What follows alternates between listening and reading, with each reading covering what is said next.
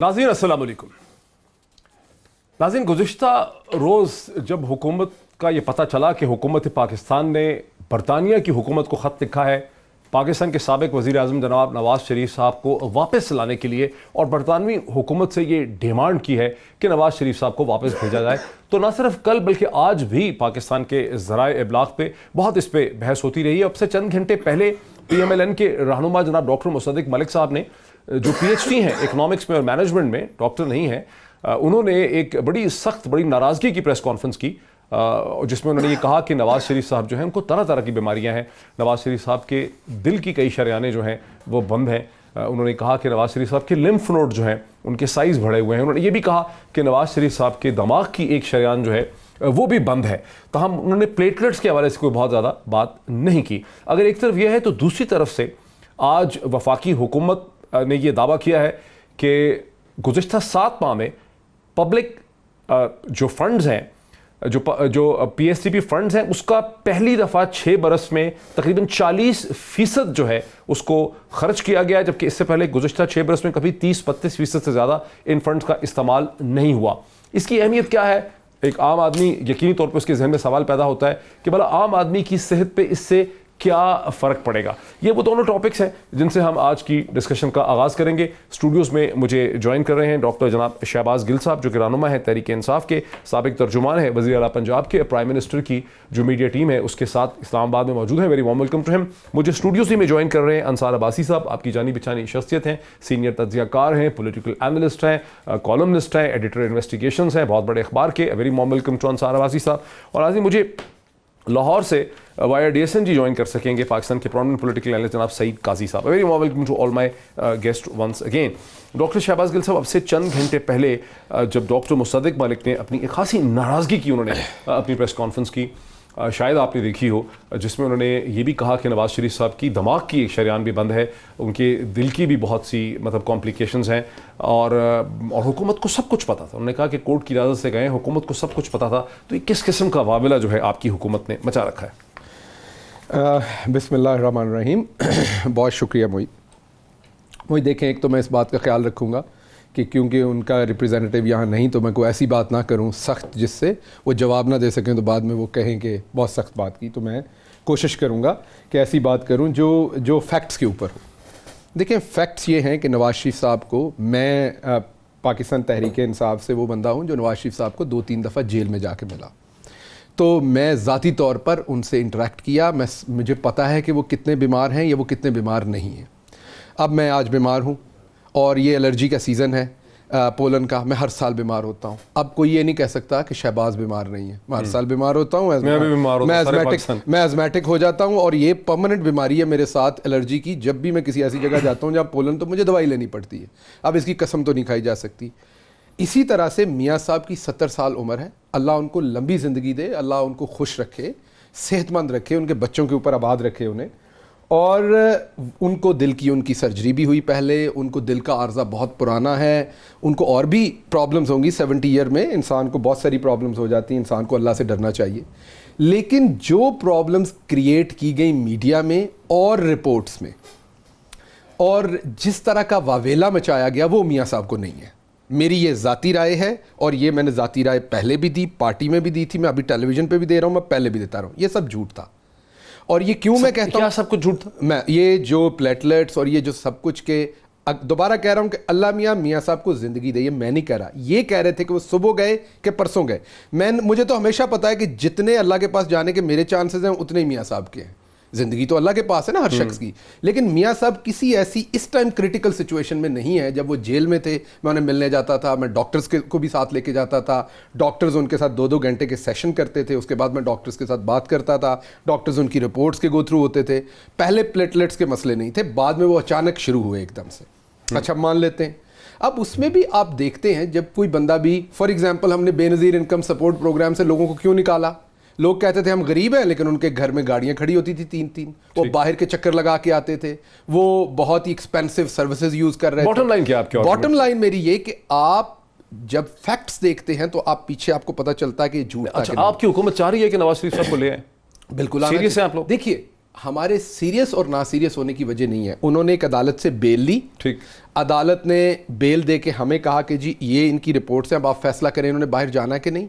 हमारे prime minister humanitarian है, उन्होंने उस बुनियाद पर जो रिपोर्ट्स थी, जो वावेला था, तो अदालत में क्यों नहीं चले जाते आप लोग? जो मरीज, मैं बताता हूँ, जो मरीज का क्लेम था कि मैं बहुत बीमार हूँ, उनकी फैमिली का, उस बेस पे जाने दिया और हमने कहा ये फाइन आप जमा कराएं। अदालत ने फैसला किया कि इस फाइन के बगैर ये जाएंगे और सिर्फ शहबाज शरीफ इसकी गारंटी देंगे। अब शहबाज शरीफ गारंटी दे के वहां गए, 4 महीने से वो एक दिन किसी हॉस्पिटल में दाखिल नहीं हुए। He is always nicely shaved like you.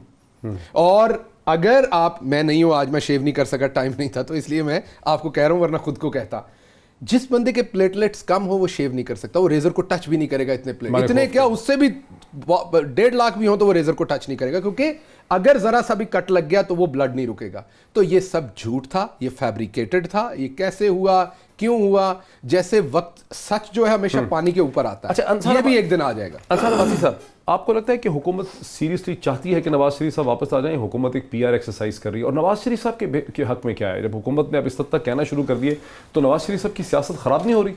देखें, पहले तो वैसे मुझे ताज्जुब इस बात पे होता है कि जो भी कुछ मियां नवाज शरीफ साहब के बारे में कहा जाता रहा उस वक्त जब उनको भेजा गया, आल्दो द गवर्नमेंट का भी थोड़ा सा फोकस मीडिया के ऊपर है कि मीडिया ने ये सब कुछ मतलब हाईलाइट किया कि वो बहुत बीमार हैं, व्हाटएवर जो भी है। लेकिन आप देखें कि मेडिकल बोर्ड जो बनाया वो गवर्नमेंट का बोर्ड था। प्राइम मिनिस्टर ने ख़ुद कहा कि मैंने ख़ुद पता करवाया अपने डॉक्टर से जो उनके शौकत खानम के हैं, जो उनके दोस्त हैं, कि उन्होंने जाके बताया कि वो बड़ी उनकी नाजुक हालत है। डॉक्टर फैसल, एक नहीं, रिपीटेडली डिफरेंट मिनिस्टर्स ने यही बात की कि मियां नवाज शरीफ साहब की कंडीशन बहुत नाजुक है और उनको इलाज के लिए बाहर भेज देना चाहिए। इनके एलाइज ने भी यही बात की, डॉक्टर्स ने भी यही बात की। सो तमाम तर इन्फॉर्मेशन कहाँ से आ रही है? गवर्नमेंट ऑफ पाकिस्तान से आ रही है, including prime minister, including health minister Punjab and many other ministers and other senior officials। अब मुझे समझ नहीं आ रही कि आप दे रही है ना कि हमें बेवकूफ़ बनाया। नहीं, अब देखें, एक बात तो ये है ना कि क्या बेवकूफ़ किसने बनाया? खुद इनके मेडिकल बोर्ड ने बनाया। से कह रहे हैं कि लैब इनके कंट्रोल में थी। मैं यही कह रहा हूँ। So that needs an inquiry against the government itself. आप गवर्नमेंट, चूँकि गवर्नमेंट भी इनकी अपनी है, तो आप एक इंक्वायरी ऑर्डर कर दें, पता लग जाएगा। तो मुझे ये वैसे समझ नहीं आती कि क्योंकि हमें जो इंप्रेशन मीडिया जो रिपोर्ट करता रहा वो on the basis of the information जो ये खुद प्रोवाइड करते रहे। सईद काजी साहब, आप लाहौर में हैं, क्या आप समझते हैं कि सिर्फ हुकूमत ही चाहती थी कि नवाज शरीफ साहब चले जाएं? नवाज शरीफ साहब खुद नहीं चाहते थे जाने के लिए, और मीडिया का बहुत बड़ा हिस्सा ये मुतालबा नहीं करता था रोज़ नई नई खबरें निकाल के कि नवाज शरीफ साहब को जाने दें, ये कितने बेरहम हैं, ये जालिम हैं? क्या सभी लोग नहीं चाह रहे थे कि नवाज शरीफ साहब चले जाएं? पहले तो मैं एक अनरिलेटेड बात से आगाज करूं जिसको आज हमने अपने शो में भी चलाया। साबिक वज़ीर आज़म खाकान अब्बासी साहब ने काशिफ अब्बासी साहब के शो में कहा कि मैं एक डील की नतीजे में बाहर आया हूं। इधर आप देखिएगा, सच्चे से पूछ लीजिएगा। अब आता हूँ इस बात पे। पहली बात तो ये है कि आप कैसे भेज सकते हैं एक कॉन्विक्ट को? क्या ये राइट इस मुल्क के तमाम कॉन्विक्ट को है? और ये मैं there is a lot that need explanation जो इस सारे एपिसोड में हुआ। और वो बिल्कुल ठीक कहते हैं शहबाज गिल साहब। शहबाज गिल साहब मेरे भाई हैं, इन्होंने तो एडमिशन कर लिया अपनी नाअहली का, क्यों बाहर भेजा? क्या यहाँ पे और कन्विक्ट बाहर जा सकते हैं? एक बात, इस बात को तो छोड़ दें, ये जो आप 2 पैसे नहीं निकलवा सके, ये आप 7 स्टार जो जेलें बना रखी हैं, मैं 4 बंदों का स्टाफ होता था, इनका डेंटिस्ट बाहर से जाता था, इनका कुक था वहां पर जब ये ऐसे लोगों से आप इस वक्त एक वज़ीर आज़म इजराइल का अंदर है, दूसरे शायद अंदर चला जाए, नेतन्याहू पे केस चल गया है। क्या ऐसे सिलसिले चलते हैं? ये जेलें हैं और वो आप भोंक बजा के सीना कहेंगे पैसे निकले हमसे, निकाल लिए। देखा तो अगर आपने लॉन्ड्री के तौर पर ही इस सारे प्रोसिक्यूशन को इस्तेमाल करना था तो भाई फिर इसका फायदा क्या हुआ? ये कि मेरे पास राइट है, इस मुल्क के कैदियों के पास राइट है। किसी दिन मैंने शो किया इस पे और मैंने बताया कि किस तरह क्रैप्ड लोग जो है जेलों में, औरतों का क्या हाल है वहां पे।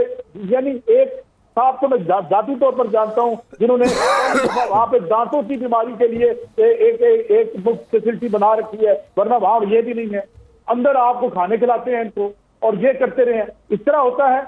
और मैं आपको बताऊं, कोई जरूरत नहीं थी नैब की, कोई जरूरत नहीं थी FIA की। एक मोटरसाइकिल चोर, एक आम आदमी, एक खिलाफ जो पैसे एम्बेजर करता है, उस जैसा सलूक करते या इंसाफ भी होता, यह भी पता चलता इस मुल्क के साथ क्या हशर हुआ है। तो हुजूर शरियाने इस मुल्क की मैशत की बंद हुई है। एक एलिंग मैशत, इंतहाई बीमार मैशत कौन छोड़ के गया 30-40 साल में? हमने छोड़ी है, और जो इनसे भी नहीं ठीक हो रही, आइंदा भी नहीं ठीक होगी। तो ये तो मौकरी सारा जो ये था, लोग नाराज हैं। लोग इसलिए नाराज हैं आवाम जो हमसे बात करते हैं कि भाई वो पैसे किधर गए, अगर आप जो है आज मियां साहब को खाना नहीं मिला। सईद काजी साहब मेरे साथ रहे, ठीक है। सही कैसा मैं आपका मौकफ जो है ना वो रखता हूँ, व्यूअर्स के सामने भी रखता हूँ और शहबाज गिल साहब के सामने रखता हूँ। बुनियादी तौर पे शहबाज गिल साहब, सईद काजी साहब कह रहे हैं कि आगे की क्या बात करें। पहले तो ये है कि आपकी हुकूमत का जो भेजने का फैसला था उसकी कोई जस्टिफिकेशन एक कॉन्विक्ट को, क्योंकि बाकी सारे कॉन्विक्ट को आप यहाँ से बाहर नहीं भेज सकते, नवाज शरीफ साहब को पाकिस्तान से बाहर भेजने का फैसला ही बहुत अजीबोगरीब था, और जो कुछ भी आपने किया वो बहुत, उसकी कोई जस्टिफिकेशन समझ में नहीं आती। देखिए मोईद, इसको लार्जर पर्सपेक्टिव में देखना पड़ेगा। सईद काजी साहब एक आइडियलिस्ट हैं, और आइडियलिस्ट है, ऐसे लोग प्रैक्टिकल से, ऐसे लोग सोसाइटी की खूबसूरती होते हैं। ये ऐसे लोग हैं जो सोसाइटी में जो बेहतरीन फैसले हैं वो चाहते हैं। हमेशा से इनकी पोजीशंस होती हैं जो एब्सोल्यूट होती हैं और जो होनी चाहिए। मेरी भी ऐसी पोजीशंस हैं, मैं भी ऐसी चीज़ें लाइक करता हूँ, या हो सकता है इनके लेवल तक ना करता हूँ, लेकिन कोशिश करता हूं। फैसला क्या था? जी मैं बताता हूँ। मैंने पहले उनको आइडियलिस्ट इसलिए कहा आइडियलिस्ट है कि रियलिटी और आइडियलिज्म में बहुत फ़र्क है। वो फ़र्क कहाँ है? वो फ़र्क है जब अदालत आपको पूछती है कि आप ट्यूसडे तक इनकी ज़िंदगी की ज़मानत देते हैं। हाँ ये है वैसे, ठीक है ना, और हेडलाइन चलती है। और सईद काजी साहब के दोस्त जितने हैं मीडिया में, इनके ज़्यादा दोस्त हैं क्योंकि ये मीडिया में ज़्यादा देर के हैं, 8 से 9 और 10 से 11 हमारा फेंटा लगाते हैं कि बेशरम लोगों आप जरा सईद काजी साहब सर नहीं इसका जवाब ले लेना ना सर, इसका जवाब सईद काजी ना सर, ना सईद काजी साहब इसका जवाब दे दें। बीमार शहबाज गिल साहब रुक जाए जरा प्लीज। सईद काजी साहब यही इसका जवाब दें। मॉरल कोलैप्स तो है हमारा सबका। नहीं मैं आगे ना बोले, सईद काजी साहब इसका जवाब दें। यार मुझे आप ये बताएं शहबाज गिल साहब, अगर आप से हुकूमत नहीं होती, आप अपने आइन, मेरा यही तो सवाल है आपकी पॉलिटिकल एलीट से। वो कहते हैं ये खलाई मखलूक है, और ठेके बेचने के लिए अंदर आते हो।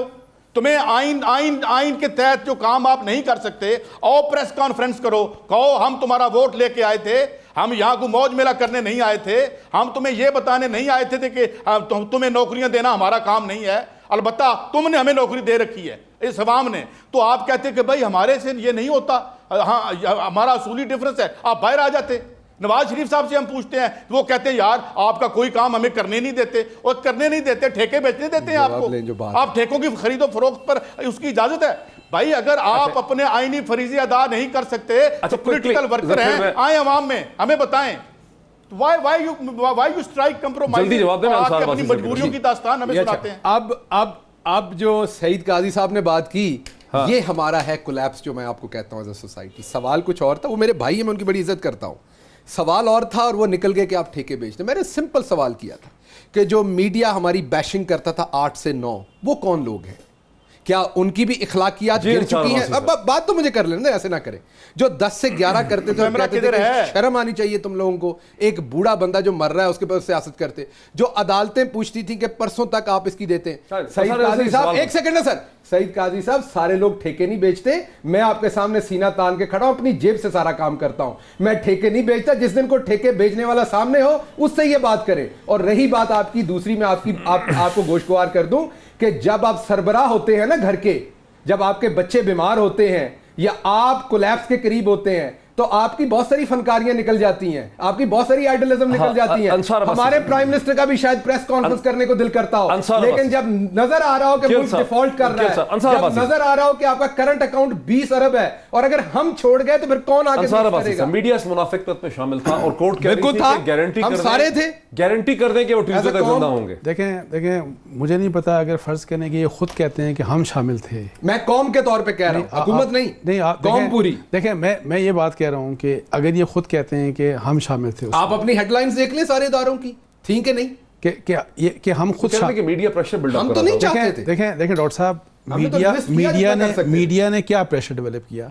मीडिया ने ये नहीं सुने ना डॉक्टर साहब, मीडिया ने ये बात कही कि जी ये खुद कहती है, गवर्नमेंट खुद कहती है कि जो मियां नवाज शरीफ साहब की जो हालत है, कंडीशन है, वो एक्सट्रीमली वल्नरेबल है और उनका पाकिस्तान में इलाज मुमकिन नहीं है। और जो प्लेटलेट्स के लिए जो कोशिश करते रहे रिपीटेडली, बहुत दिन वो सर्विसेज हॉस्पिटल व्हाटएवर जो भी नाम था हॉस्पिटल का, उसमें एडमिट रहे, लेकिन उनको क्योर या इम्प्रूवमेंट नहीं हो सकी, और उसी वजह से अब ये साबित हो गया कि हम सब बेवकूफ थे। देखें, मैं ये नहीं कहता, मैं ये बात हो गया साहब, वो हॉस्पिटल गया ही नहीं, मेरी जाती राय, मेरी जाती हॉस्पिटल नहीं गए, लंदन जाके हॉस्पिटल नहीं गए, कोई प्रोसीजर नहीं करवाया। देखिए मेरी जाती राय सुन लीजिए, मेरा ख्याल है कि जो इनका मेडिकल बोर्ड था, मैं समझता हूं इनका मेडिकल बोर्ड और जो हेल्थ मिनिस्टर पंजाब है, उन्होंने जो बात सही थी वही बात बताई। अच्छा, बात यह है कि जो इसके पॉलिटिकल फॉल आउट से, वो पता क्या कह रही है हेल्थ मिनिस्टर? वो कह रही है मेरे सामने जो रिपोर्ट्स आई सर्विसेज हॉस्पिटल, बिल्कुल, तो आप क्यों नहीं डॉक्टर रिपोर्ट कराते? वो इवन उन डॉक्टर रिपोर्ट नहीं आई। नहीं, डॉक्टर साहिबा उन डॉक्टर्स की जो बोर्ड में शामिल थे, उन सब के ऊपर वो कहती हैं कि वो किसको करेंगे? नहीं, सुने ना, सुने, मैं एक सिंपल, डॉक्टर साहब मुझे ये बात बताएं, बजाय इसके कि ये तकरीरें की जाएं, ठीक है, और इल्जाम आप मीडिया के ऊपर लगाएं, why don't you hold an inquiry? you can't do आप that. इंक्वायरी क्यों नहीं करते? No, इंसार साहब, you can't do doctors that. की इंक्वायरी बोर्ड की क्यों नहीं करते? आप you can't do that. Inquiry क्यों नहीं करते? You can't do that. मैंने अभी आपको चैलेंज करता हूं, Inquiry क्यों नहीं कर मैं अभी बताता हूं आपको। इसी हफ्ते मैंने एक बड़े चैनल पे, जिससे आपका भी ताल्लुक है, उसमें एक शो अटेंड किया। उस शो को आप देखिए, दुनिया का कोई बंदा हायर कर लिए, that was very directional show. उस शो का 50%, मेरी बात तो सुन लेना, मैं आपको बता रहा हूं, मैंने एनालिसिस कराया हुआ है। गिल साहब छोड़े, मैंने एनालिसिस कराया हुआ है, जिसमें आप वही बात कर रहे थे, बात तो कर लेने, झूठ वाली बात कर रहे थे, बात तो कर लेने, देखा था, बात तो कर, शहजाद इकबाल के प्रोग्राम की बात कर रहे थे। नहीं, मैं किसी का नाम, यू वर वेरी अनफेयर, नहीं, आप मेरी इन दैट प्रोग्राम, आप, मैं अभी भी आपको अनफेयर लग रहा हूं, बात तो कर रहे हैं। उस शो की बात, अनफेयर बंदे को, कातिल को भी कोर्ट में बोलने का मौका मिलता है। हुजूर, मैं मौका नहीं, वहां की बात कर रहा हूं। मैं आपको ये बता रहा हूं कि उसमें जो उन्होंने एडिटोरियल दिया पहले 20 मिनट का, उसके बाद जब मैं उस शो में आया तो उन्होंने मुझे 12 दफा चैलेंज किया और टोका, और पीएमएलएन के बंदे को 2 दफा टोका। आप उसके नंबर्स फैक्टरिंग, मुझे कल परसों एक बहुत बड़े, मैंने देखा नहीं वो शो, मुझे एक बहुत बड़े यहां पर फाइनेंशियल एनालिस्ट हैं, आजकल धड़ाधड़ हमारे खिलाफ एनालिसिस करते हैं। मैंने एक शो में कह दिया आप बायस्ड हैं क्योंकि आपका नोटिफिकेशन नहीं हुआ। अगले दिन उन्होंने ट्वीट कर दिया कि डॉक्टर शहबाज ने गलत बात की। अब नंबर्स की दुनिया है, हम पढ़े लिखे लोग हैं, हम काम करते हैं। 2014 के 7 महीनों में उन्होंने टोटल 150 ट्वीट किया, जिसमें चंद गवर्नमेंट के खिलाफ किए, मेरा ख्याल 21 ट्वीट थे जो गवर्नमेंट के खिलाफ किए। उन्हीं 7 महीनों में अब उन्होंने 125 ट्वीट किए और 90 गवर्नमेंट के खिलाफ किए। डाटा बोलता है आप बायस्ड हैं, हम नहीं कह रहे। और सब तसल्ली से जवाब के साथ रहे, आप ही को लेके आए, अंसार अब्बासी सब तसल्ली से जवाब देते। मुझे डॉक्टर साहब एक मिनट, नवाज शरीफ हॉस्पिटल क्यों नहीं गए? मैं ब्रेक ले लूं, चैनल पागल होते हैं ना हुकूमत में, उनको अपना दिल और दिमाग जरा बड़ा करते हैं। हम बड़ा रखते हैं, सिर्फ ये हम पूछते हैं। एक ब्रेक ले लें, ब्रेक के बाद इस डिस्कशन को आगे बढ़ाते हैं आफ्टर द ब्रेक। नाज़रीन, वेलकम बैक। नाज़रीन, मैं सीधा चलता हूं सईद काजी साहब के साथ जो लाहौर से हमारे साथ हैं। सईद काजी साहब, वक्फे से पहले आपने देखा खासी तेज़ व तुंद किस्म की बहस छिड़ गई अंसार अब्बासी साहब के दरमियान और जनाब डॉक्टर शहबाज गिल साहब के दरमियान, और एक बुनियादी सवाल जो है वो वही रह गया कि जब नवाज शरीफ साहब के बाहर जाने का केस बन रहा था तो तकरीबन सारा मीडिया, तमाम सियासी जमातें, अपोजिशन की जमातें, तमाम लिखने लिखाने वाले लोग, अखबारों के इदारे, सभी ये केस बना रहे थे कि नवाज शरीफ साहब चूंकि बीमार हैं, उनकी ज़िंदगी को ख़तरा है, और ऐसा लगता था कि उनकी ज़िंदगी को कुछ चंद दिनों के अंदर का ही ख़तरा है। अब जब उस बात को तकरीबन 3.5-4 माह गुजर गए तो कोई भी ये जिम्मेदारी लेने को तैयार ही नहीं है कि उस वक़्त क्यों भेजना पड़ा। कोई हुकूमत पर डाल रहा है, कोई अदालत पर डाल रहा है, कोई अपने ऊपर ले नहीं रहा। तो आप क्या इसके बारे में एक फाइनल कॉमेंट कर दें ताकि इस पॉइंट से आगे निकल सके?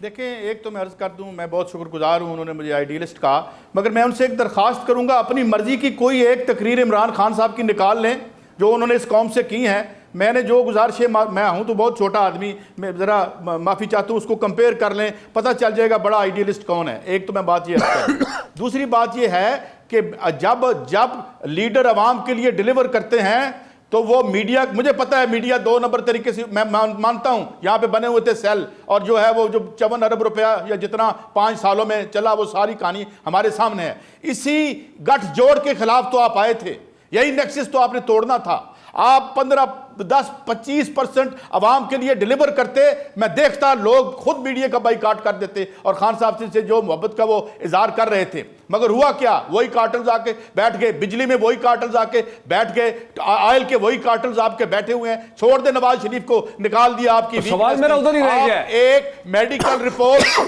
मेडिकल रिपोर्ट जो है वो बनवा नहीं सके, दुरुस्त मेडिकल रिपोर्ट। एक प्राइम मिनिस्टर, चीफ एग्जीक्यूटिव जो है, जो उनके अंडर आपके सूबे में बनी, एक रिपोर्ट जो है वो ठीक नहीं थी, अब कहते हैं 2 नंबर रिपोर्ट थी या 1 नंबर रिपोर्ट थी। हमें पता है वहां पे क्या हो रहा था, मैं ज्यादा तफसील में नहीं जाना चाहता। तो सवाल यह है, बात आइडियलिज्म की नहीं है, मेरी रोटी की बात आती है, मेरी राइट की बात आती है, तो आपके वजीर कहते हैं नौकरियां देना हमारा काम नहीं है। उधर से जनाब बिलावल भुट्टो साहब भी कह देते हैं कि नौकरियां तो आपको एनजीओ देगी। और यार आपको किस काम के लिए हमने रखा हुआ है? ये जो 5-7 हज़ार रुपए, ये जितना भी बजट हमने रखा हुआ है, यानी आपको नौकरियां हम दें, आपकी गाड़ी में पेट्रोल पे इस मुल्क के अवाम का जले, और वो भी 80 से 90% विदहोल्डिंग टैक्स के पैसे, डायरेक्ट टैक्स के पैसे नहीं है।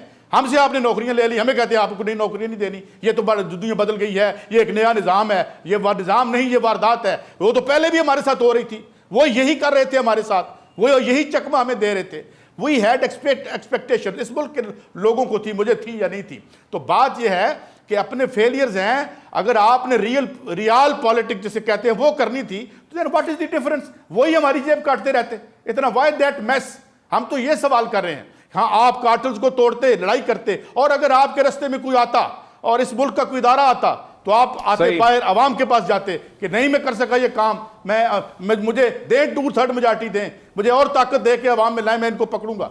मगर फिर अंदर जाके कंप्रोमाइज ही होने थे। ठीक है, मैं बात समझ गया हूं आपकी। बहरहाल आपने बड़ी, मैं बात आपकी समझ गया हूं। नाज़रीन, बुनियादी तौर पे सईद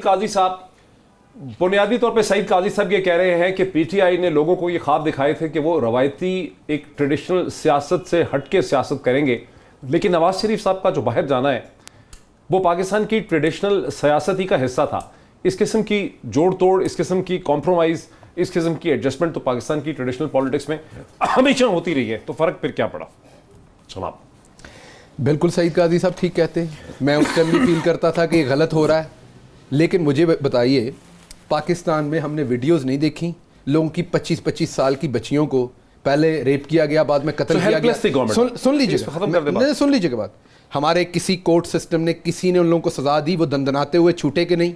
हम पूरी कौम, हमारा मॉरल कोलैप्स हो चुका है। मुझे एक और उसमें मेरी एक बात सुनिए, उसमें मेरी एक बात सुनिए, ये कि आपकी हुकूमत बेबस थी, मीडिया ने, ये बात नहीं है, अस्पताल के लोगों नहीं, मुझे पूरी डॉक्टरों ने मिलके, हमारे यहाँ जब कोई फौत हो जाता है हम सारे उसके साथ हो जाते हैं, उसके सारे गुनाह माफ कर देते हैं। कोई स्टेटमेंट दे तो हम उसके धुन के रख देते हैं। कोई बीमारी का बहाना लगाए, हम उसे धुन के, हम उसकी बात ही सुनने को तैयार नहीं होते। कोई आपको कहे टैक्स दे तो आप, गाड़ी वाले का कसूर ना हो, मोटरसाइकिल वाले का कसूर उसमें लग जाए, सारे गाड़ी वाले को पकड़ते हैं। हमारे कुछ रवैये हैं, उस रवैये में मीडिया ने भी किरदार अदा किया, दूसरे इंस्टीट्यूशंस ने भी किया।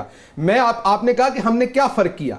हमने फर्क यह किया कि सईद काजी साहब, आपके पूरे जोश और जज्बे के बावजूद आप 18 महीने में हमारा एक भी स्कैंडल मीडिया पे नहीं लेके आ सके। हमने ये फर्क किया। हमने फर्क ये किया कि आज जो आपका प्राइम मिनिस्टर है वो अपना बिजली का, गैस का खुद देता है खर्चा। हमने किसी गरीबों की जमीन के ऊपर कब्जा करके हमने वो रायवंड महल नहीं बनाया। हमने 66 करोड़ रुपया लगा के सिक्योरिटी नहीं अपनी की। हमारे जो आबाओ अजदाद फौत हुए हुए हैं उनकी कब्रों के ऊपर जो देगें जाती हैं वो हमारे गवर्नमेंट के पैसों से नहीं जाती। ये फर्क है। अच्छा, और 1.5 साल में यही फर्क हम आपको दे सकते थे और दे रहे हैं कि अकाउंटेबिलिटी है। आपका कोई वजीर कहीं पे कोई अगर करप्शन करता है, आपके पास डॉक्यूमेंट है, लेके आए, अगले दिन हटा दिया जाएगा। सर, इस बात से आगे चलते हैं। अंसार अब्बासी साहब, ये जो सारा झगड़ा इस वक्त है कि पीटीआई की हुकूमत कहती है, खत लिखती है, चिट्ठी लिखती है बरतानवी हुकूमत को, नवाज शरीफ साहब वापस नहीं आ रहे, पंजाब हुकूमत ने कह दिया कि कोई अब जवाब उनका बनता नहीं। खुद नवाज शरीफ साहब अस्पताल में नहीं गए, लाहौर में भी नहीं गए, एक दिन गए थे, लंदन में भी ब्रॉम्पटन हॉस्पिटल एक दफ़ा चले गए, वहाँ उन्होंने कोई इलाज नहीं करवाया, ना उन्होंने कोई एंजियोप्लास्टी की, ना वो बॉस्टन चले गए। इन सब चीज़ों का जो सम टोटल है, उससे क्या नवाज शरीफ साहब की सियासी सूरत हाल ख़राब हो रही?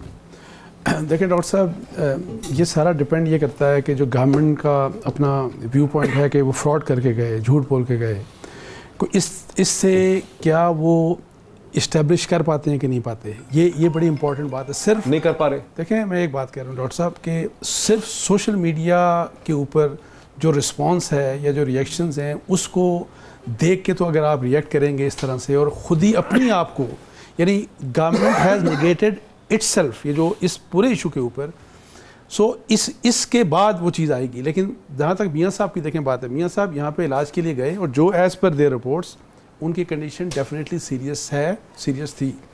अब इलाज का पेस जो है, अब चूँकि वो बरतानिया में, उनको पाकिस्तान वापस जल्दी नहीं आना, और ये मुझे भी पता है, आपको भी पता है, पेस का फैसला वहाँ पे इलाज का वो अपना खुद करेंगे। नहीं, लेकिन वो तो अदालत ने नहीं, कहा मैं था यही कि कह 8 हफ्ते के लिए नहीं, नहीं, मैं वैसे कह रहा हूं। पंजाब हुकूमत फैसला करेगी कि इसमें एक्सटेंशन हो सकती है। देखें डॉक्टर साहब, अदालत ने नहीं, तरीका नहीं, कार वजह नहीं, किया। ये तो मैं बात कर रहा हूँ permission on part of government and judiciary. मैं बात वहाँ पे कर रहा कंडीशनल हूँ। थी ना? नहीं, मैं एक और बात कर रहा हूँ कि देखें, हो सकता है कि बहुत सा ट्रीटमेंट वो तेज़ पेस से करवा सकते हो, यानी कि उसके लिए एवेन्यूज़ मौजूद हों, लेकिन चूंकि उनको जल्दी वापस आना नहीं पॉसिबली, वो जो कंडीशन की वायलेशन कर रहे हैं कोर्ट की और पंजाब गवर्नमेंट की, उससे कोई फर्क नहीं मैं पड़ता। क्विक सवाल नहीं, करना क्यों नहीं चाहता पड़ता, मैं ये कहता हूँ, लेकिन ये चीज़ तो आप कोर्ट डिसाइड करेगी ना। मैं क्विक एक सवाल करना चाहता हूँ। मैं 18 साल यूनिवर्सिटियों में पढ़ाया, बहुत सारे स्टूडेंट आते थे कि जी मेरा ये प्रॉब्लम है, मुझे ये फाइनल एग्जाम नहीं दे सका, मुझे ये कर दें, हम उन्हें एक्सेप्शन देते थे।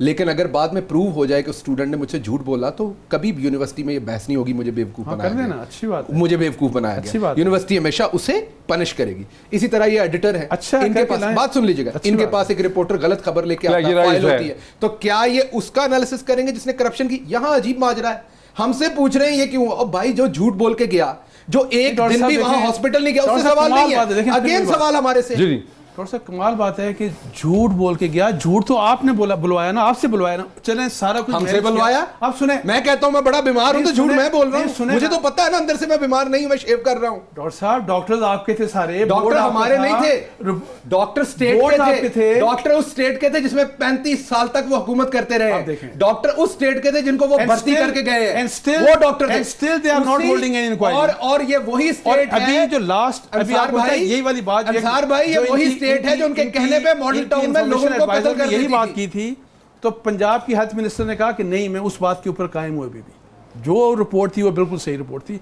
मैं कह रहा हूँ अजीब बात तो ये है कि भाई आप ये सारा कुछ, ये सारी बात कर रहे हैं, अच्छा, अगर आप फिर आप सच्चे क्यों रिपोर्टें आ हैं, रही अगर हैं, आप बताइए। सच्चे हैं, why don't you proceed against them? No no no, अब रिपोर्ट क्यों नहीं आ रही? एक ही वजह है, यूके में नहीं, मैं ये बात कर रहा फेक हूं। रिपोर्ट नहीं बन रही। नहीं डॉक्टर साहब, मैं और यहाँ बात कर बन रहा हूं। जाती है। नहीं सिंपल बात यहाँ है। जो फेक रिपोर्ट्स बनी हैं, जिन फेक रिपोर्ट्स के ऊपर आपने होगी कहा, कार्रवाई उन पे भी। यहाँ पे जो प्राइम आप मिनिस्टर को परेशान उनके ना हो दोस्त सर, ने उन आके पे भी कहा होगी। और प्राइम मिनिस्टर के सामने इनके बकौल झूठ बोला कि वो बहुत बीमार हैं, why don't you proceed against them? आप देखिए पूरी दुनिया में ये काम होते हैं, पूरी दुनिया में मर्डर होते हैं, उनको छुपा लिया जाता है, उसके अंदर पुलिस भी इन्वॉल्व हो जाती है, बहुत कुछ इन्वॉल्व होता है। जब वो अनर्थ होते हैं तो ये नहीं कहते ये पुलिस वाले इन्वॉल्व थे, मर्डरर को छोड़ दो, मर्डरर को पकड़ा जाता है। नहीं, पकड़े हैं उसको। इसमें भी जो बुरा है वो नवाज शरीफ साहब हैं, जो देखें, झूठ बोल के बिल्कुल भाग वो गए हैं, होंगे। जो बीमार नहीं थे। देखें। हाँ, जिन्होंने उनकी मदद की उनके खिलाफ इंक्वायरी होनी चाहिए। मैं वैसे भी डॉक्टर होगी, साहब, आज ये ही तो वैसे कल बड़ी होगी। यूनिक बात है क्या चीज़? कि हुकूमत अपने आप को खुद कहती है कि हमने पहले झूठ बोला था। नहीं, हमने क्यों झूठ बोला? वो कह रहे हैं बेवकूफ बने। अच्छा, मुझे एक बात बेवकूफ बताइए। बने। नहीं, बेवकूफ ही नहीं बने।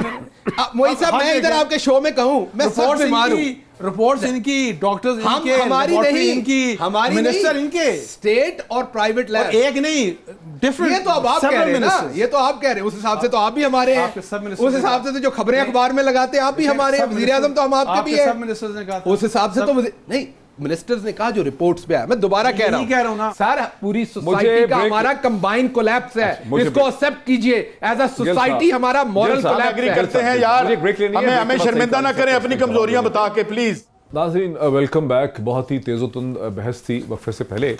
सईद काजी साहब, आपकी तरफ आता हूँ। एक तो आपने जवाब देना है, शहबाज गिल साहब ने कुछ सवालात आपसे रेज़ किए थे, उसके अलावा मैं चलना चाहता हूँ उस चीज़ की तरफ भी। नाज़रीन, सईद काजी साहब का जवाब ले लें, लेकिन आपको मैं थोड़ा सा बता दूं कि आज फेडरल गवर्नमेंट ने कुछ फिगर्स रिलीज़ किए हैं। असद उमर साहब ने उनकी तरफ इशारा भी किया। हुकूमत ने दावा किया है कि public service development program PSDP जो है, पहले जो तरक्याती प्रोग्राम है, उसमें इस साल के पहले 7 माह में हुकूमत ने अंदाज़न 40% फंड जो है उसको इस्तेमाल किया है। ये पहली दफ़ा हुआ, वरना हुकूमतें इस्तेमाल नहीं कर पाती, एलोकेशन तो कर देती हैं लेकिन इस्तेमाल नहीं कर पाती। और गुज़श्ता 6 बरस के अगर हम एदाद शुमार की तरफ देखें तो कभी भी 30 या 32% से ज़्यादा एलोकेटेड फ़ंड जो है वो इस्तेमाल नहीं हुआ, लेकिन इस दफ़ा अंदाज़न 40% एलोकेटेड फ़ंड जो है वो इस्तेमाल हुआ है। इस चीज़ पे भी क्विकली बात कर लेंगे। लेकिन सईद काजी साहब, जो इल्ज़ामात और जो सवालात रेज़ करते हैं डॉक्टर शहबाज गिल साहब, चूँकि आप उसका जवाब नहीं दे सके थे, एक दफ़ा जवाब दे दीजिए।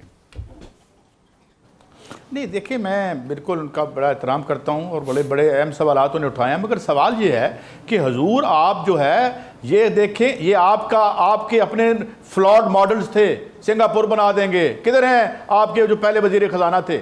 आप नहीं था आपका होमवर्क, मुझे बताएं, और नहीं तो केजरीवाल से सीख लेते। एनहेंस, उसने रियासत का रोल एनहेंस किया। आपने तमाम वो रेसिपीज जो पूरी दुनिया में पिट चुकी थी और जिन्हें आप डिफेंड करते हैं वो इस्तेमाल किया आपने। आज अमेरिका का इलेक्शन देखें, पूरी एस्टैब्लिशमेंट खड़ी है बर्नी सैंडर्स के खिलाफ उसको रोकने के लिए। तो ये एक पिटा हुआ इकोनॉमिक मॉडल इख्तियार किया, वो फ्लॉट था खान साहब का। और आज जो है, अब मुझे बताएं, अगर वो 30,000 करोड़ से 60,000 करोड़ पर ले गया अपने रेवेन्यू को दिल्ली में, तो आप अगर ये टैक्स को है इसको नीचे करते स्लैब को, तो आप ये नहीं कर सकते थे। मेरा आपने बिल्कुल यानी वो तमाम चीजें जहां कोई रुकावट नहीं आनी थी, जहां पे सिर्फ तो वो बिल्कुल सही है। ये मैं इसका इनसे जवाब ले लूं, मेरा ख्याल है शहबाज गिल साहब को इस इशू को एड्रेस करना पड़ेगा। बुनियादी तौर पे सईद काजी साहब ये कह रहे हैं कि पीटीआई की हुकूमत को अंदाजा होना चाहिए था कि उसके सामने किस किस्म के इकोनॉमिक वाशी चैलेंजेस हैं, पॉलिटिकल चैलेंजेस क्या हैं, और उसके पास कोई थिंकिंग होनी चाहिए थी, हिकमत अमली होनी चाहिए थी, तैयारी होनी चाहिए थी। ये एक ऐसी पार्टी थी जिसके पास किसी किस्म की कोई तैयारी नहीं थी। इन्होंने वादे तो डॉक्टर साहब बहुत किए, लेकिन आपके पास तैयारी नहीं थी, आपको पता ही नहीं था करना क्या। बहुत शुक्रिया मोहित, इसकी आपने पहले तो ज़मानत दे दी कि जो बहुत तैयारी वाले थे वो 32% फंड खर्च करते थे, और जो हम तैयारी वाले जिनका कोई तजर्बा नहीं उन्होंने 40%। और जब आप फंड खर्च करने का मतलब आप कहते हैं तो काराकोरम हाईवे पे 24 बिलियन लग चुके हैं इन्हीं 7 महीनों में, और उसके साथ साथ जो आपके कनाल के सिस्टम है इरिगेशन के, उसमें 5.5 बिलियन लग चुके हैं। पेशावर कराची मोटरवे जो है उसके ऊपर 17.7 बिलियन लग चुके हैं। इसका मतलब ये है कि जब पैसा लगता है, कंस्ट्रक्शन होती है, रॉ मटेरियल यूज होता है, लेबर होती है, तो उससे एक इकोनॉमिक वायबिलिटी बनती है। तो पहली बात तो ये कह रहे हैं कि हमारी कोई तैयारी नहीं, लेकिन ये सब कुछ हुआ, इकोनॉमिक वायबिलिटी बनी नहीं है, बन रही है। मैं बताता हूं उसकी वजह ये सही कह रहे हैं कि हमें ये अंदाजा नहीं था कि इतनी बुरी तरह से मुल्क लूटा गया है, क्योंकि हमें ये अंदाजा नहीं था कि लूटा गया है, मिसमैनेज है, जो भी आप उसे कहें, मिसमैनेज भी। और बाहर जो पैसा बना वो कहीं हवा से तो नहीं बन गया। आपने कितना बना लिया, इतने सालों से काम कर रहे हैं, हाई प्रोफेशनल्स हैं पाकिस्तान में, ये हैं, मुझे दिखा दें कितनी जायदादें आपकी, कौन से लंदन के आप लोगों के अपार्टमेंट है। नहीं बनता, ये बनता है जैसे वो आपको भी पता है कैसे बनता। बहरहाल वापस आता हूं, तैयारी थी, टीम अच्छी है, बहुत अच्छी टीम है। आप में से कोई मुझे राना सनाउल्लाह और शहबाज शरीफ के अलावा 5 नाम बता दे पंजाब में जो पहले मिनिस्टर होते थे। मैं बताता हूं आपको 5 नाम, आज इंडिविजुअल मिनिस्टर्स हैं, आप उनके नाम लेते हैं। टीम अच्छी है, लीडर अच्छा है, लेकिन जो लूट के गए थे, इस बुरी तरह लूट के गए थे कि उसमें निकलते हुए हमें 1.5 साल लग गया। आखिरी बात मैं सईद काजी साहब का जवाब दे दूं। सईद काजी साहब, आप बिल्कुल बजा फरमा रहे, इससे बेहतर परफॉर्मेंस होनी चाहिए थी, लेकिन उसके लिए कौम को भी साथ खड़े होना पड़ता है, कुर्बानी उतनी देनी पड़ती है। वोट तो हम फिर उन्हीं ठगों को देते हैं। आप देखिए कि हमें मेजॉरिटी क्या मिली, लेकिन उस मेजॉरिटी के साथ एक हमारी पीटीआई की अपनी अकेले की गवर्नमेंट नहीं है, एक कोलिशन गवर्नमेंट में हमारे पास बड़ा आसान काम था, हम पीपल्स पार्टी को साथ मिला लेते या नून को मिला लेते। आज आपके तंदों तेज सवालों का जवाब ही ना देना पड़ता, चिल कर रहे होते हमें, ना हम पे कोई मीडिया अटैक करता, ना आप करते, आप जैसे चंद लोग करते, मुझे पता आप आजाद हैं, आप जैसे चंद लोग करते, बाकी कोई अटैक नहीं करता। ये सब कुछ इमरान खान ने जो अपनी जान, अपनी हुकूमत दांव पे लगाई है, ये उन्हीं असूलों पे लगाई कि हम डाकुओं के साथ हाथ नहीं मिला रहे। और जैसे पहले डाकुओं ने हाथ मिला के बारियां ली और 10-10 साल हुकूमत की, हमें नहीं आता डॉक्टर साहब, अनफॉर्चुनेटली जो सबसे बड़ा डायलेमा इस गवर्नमेंट के साथ है कि फ्रॉम डे वन जब नए इलेक्शंस के बाद आप आते हैं तो पॉलिटिकल स्टेबिलिटी रिक्वायर्ड होती है, और वो नेचुरली इलेक्शन होते ही इसीलिए हैं कि इलेक्शन आएंगे और पॉलिटिकल स्टेबिलिटी आएगी। लेकिन इस गवर्नमेंट ने कभी भी पॉलिटिकल बिकरिंग को ठंडा नहीं होने दिया, सियासी जो एक टेम्परेचर है उसको अनफॉर्चुनेटली ठंडा नहीं होने दिया। और इस बात को मैं तस्लीम करता हूँ कि प्राइम मिनिस्टर इमरान खान ने बहुत कोशिश की, बड़ी मेहनत की, बड़ी रिपीटेडली मीटिंग्स की, दिन रात काम करते हैं कि हालात ठीक हों, लेकिन अनफॉर्चुनेटली आप वो अटेंशन उस तरफ पे नहीं कर पाते। और फिर देखें इनकी इकोनॉमिक टीम की बात, असद उमर को लेके आए, उनको रिमूव कर दिया, गवर्नर से उनको रिमूव कर दिया, जो रेवेन्यू के मिनिस्टर थे उनको रिमूव कर दिया, चेयरमैन FBI खुद लेके आए, उनको रिमूव कर दिया, कहा कि वो नहीं काम। फिर एक वो टीम लेके आए जो टीम पाकिस्तान पीपल्स पार्टी की टीम थी, उनको लेके आए, जो अभी अब फिर शबर ज़ैदी साहब लेके आए, वो चले गए। अभी प्राइम मिनिस्टर साहब ने हारून अख्तर साहब से मीटिंग की, उनको कहा कि मैं आपको लाना चाह रहा हूँ एज रेवेन्यू का स्पेशल असिस्टेंट, फिर रुकावट पैदा हो गई। बॉटम लाइन ये है डॉक्टर साहब, मैं सिर्फ गवर्नमेंट से रिक्वेस्ट करूँगा कि आप अपना अकाउंटेबिलिटी सिस्टम तो ठीक करें, लेकिन आप सियासी तौर के ऊपर इतनी पॉलिटिकल बिकरिंग इस मुल्क में मत पैदा करें, और इतनी ज़्यादा गवर्नमेंट एंड द अपोजिशन ऐसे हालात पैदा मत करें कि लोगों का इन्वेस्टर हो, यानी लोगों का यहाँ पे एतमाद ही ना हो कि पता नहीं ये पॉलिटिकल स्टेबिलिटी कब आएगी। बिकॉज जिस तरह महातीर भी जब आए थे उन्होंने भी यही कहा था कि अगर आप चाहते हैं कि इस मुल्क आपकी इकॉनमी ग्रो करे तो उसके लिए बेसिक बात ये, और सारी दुनिया कहती है कि पॉलिटिकल स्टेबिलिटी रिक्वायर्ड है। अब अनफॉर्चुनेटली ये इंटरेस्टिंग आर्गुमेंट है। नहीं ठहरे सईद काजी साहब, यहां देखिए जरा कि अंसार अब्बासी साहब ये कहते हैं कि जो पोलराइजेशन है हुकूमत और ऑपोजिशन के दरमियान, जो पॉलिटिकल बिकरिंग है, इसकी वजह से चीजें ठीक नहीं है। लेकिन दूसरी तरफ तो आप थोड़ी देर पहले ये फरमा रहे थे कि हुकूमत को ज्यादा सही तरीके से अकाउंटेबिलिटी करनी चाहिए थी, लोगों को पकड़ना चाहिए था, और ये उसमें भी कोई स्ट्रांग एनफ नहीं थे। तो यहां तो ये इल्जाम है कि ये चूंकि ऑपोजिशन से फड्डा करते हैं इसलिए मामला ठीक नहीं है। अब आप इस पर जरा थोड़ा सा अपना पर्सपेक्टिव दे दें। एक फिक्रा बोल दूं, एक तो ट्रूथ और रिकंसिलिएशन कमीशन की ये बात हो रही है, हिस्ट्री पढ़ लीजिएगा। सबसे बड़ा फ्रॉड हुआ था साउथ अफ्रीका के अवाम के साथ, के डकैतों के साथ हाथ मिला लो। अरे यार छोड़े, मुझे इतना बता दें, ये अरशद मलिक जो एक मुलजिम के घर चला जाता था, वो किधर है? उसको कमीशन की बात किसने की है? मैं आपको ये नहीं होता, आप अवाम के साथ खड़े होते हैं या आप अप्रेसर्स के साथ खड़े होते हैं या अवाम के साथ खड़े होते हैं। चोरों के साथ, जिन्हें आप चोर कहते थे, उनके साथ मैं नहीं समझता हाथ मिलाए जा सकते हैं, या उनको जो है वो आप रायतें दें जेलों में जाके, और उन्हें पता हो कि जनाब वो ये गलती थी। अगर सही मानों में आप ना इस पे कंप्रोमाइज ना करते, आप बिल्कुल ठीक कहते थे, इमरान खान से हम एग्री करते थे, हमारी खाल खींची है इन्होंने जी भर के लूटा है, इनके सारे एहसास हर जगह पे हैं। मगर दुख की बात यह है कि आज ये सीना ठोक के आके टीवी पे बोल के कह रहे हैं कि क्या हुआ, नैब ने मुझसे कोई सवाल ही नहीं पूछा, और अंदर मुझे पता था ये हाल था कि ये नैब का मजाक उड़ाते थे। ये मुझे जाती खबर है कि हमजा शहबाज साहब जो हैं, वो जब उनसे पूछ रहे थे लाहौर नैब में, तो वो आगे से उनको एक ठट्ठा उड़ा रहे थे। ये होता है एहतसाब? नहीं हुआ, इसलिए ये एहतसाब नहीं हुआ, इसलिए ये सब कुछ हो रहा है। और अब जो आपके पास 3.5-4 साल बचे हैं, ये कर जाएं, लोग आपका साथ देंगे। शहबाज गिल साहब, बात इतनी सी है, 10 महीने तफ्तीश फवाद हसन फवाद, 10 महीने तफ्तीश हुई फवाद हसन फवाद की, और पता कराएं अपने सोर्सेज से, 10 महीने तक जज अपॉइंट नहीं होने दिया गया, तंग आके अदालत ने उसकी जमानत दे दी। एक जगह पे पकड़े गए थे, ये जगह जगह झूठ बोलते पकड़े गए थे, असेंबलियों में झूठ बोलते थे। ये जो कह रहे हैं ना, इन्होंने कुछ नहीं किया, में आपका ब्रोकन है। इमरान खान उसको फिक्स करने के लिए it is gonna take time.